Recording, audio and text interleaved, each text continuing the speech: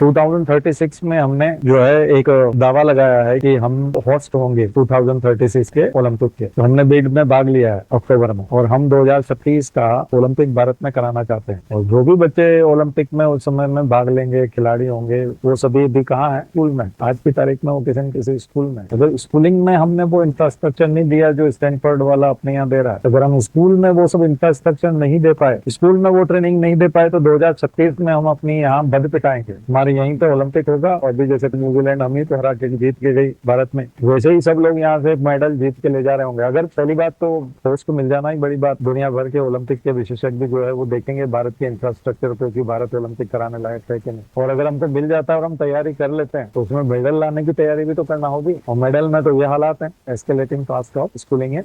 और वो सब बच्चे कहाँ है अभी जो 2036 में खेलेंगे? अभी 2024 में कहीं कहीं किसी स्कूल में पढ़ रहे हैं ना, वही तो खिलाड़ी होंगे बाद में। क्या हमें चिंता है उनकी? क्या हम परवाह कर रहे हैं उन बच्चों की? इन दिनों में कोई प्रोग्राम है, कोई विचार मंथन है? इतने साल पहले तो सोचना ही पड़ेगा। 2026 में नहीं सोचेंगे तब सोचेंगे। तो 10 साल बाद तो इवेंट होना है। 10 साल बाद मेडल ला सकेंगे आप जब आप 10 साल पहले सोचेंगे, तैयारी करेंगे। तो क्या हमको टीम बना करके दौरे करवा रहे हैं विदेशी यूनिवर्सिटीज के कि वो ऐसा क्या करते हैं, क्या खिलाते हैं, कैसा मैदान बनाते हैं, इनके कोच कौन होते हैं? और यदि ये सब हम नहीं कर रहे हैं तो फिर 2036 में भी वहीं तो वहीं रहेंगे। पहले इतिहास से सबक लेना चाहिए। तो ये सब टॉपिक जुड़े हुए हैं। अक्टूबर में ये जो ये खबर आई थी कि हम एक फॉर्मल बिड में हिस्सा ले रहे हैं, किसमें? ओलंपिक के होस्ट के लिए। तो ये भी खबर आनी चाहिए कि अब हमने ये तैयारी कर ली है। अभी भी ज्यादा खिलाड़ी हमारे ओलंपिक वाले हरियाणा से आते हैं, आंध्र प्रदेश से आते हैं, और दोनों ही जगह पर्सनल एफर्ट्स आपको मिलेंगे वो कुश्ती में। और उसमें कुलेला गोपीचंद है, सानिया मिर्जा है, ये सब सारे लोग लगभग एक ही स्टेट से आते हैं। इधर कुश्ती वाले सारे लोग सब हरियाणा से आते हैं, पंजाब से आते हैं। 2 या 3 स्टेट में ही माहौल है ओलंपिक वाला। और जो भी 4-5 ब्रॉन्ज, सिल्वर और गोल्ड कभी कभार हमको मिलता है, वो यहाँ से जैसे तैसे आ जाता है। तो भारत के 28, 29, 30 राज्यों में यदि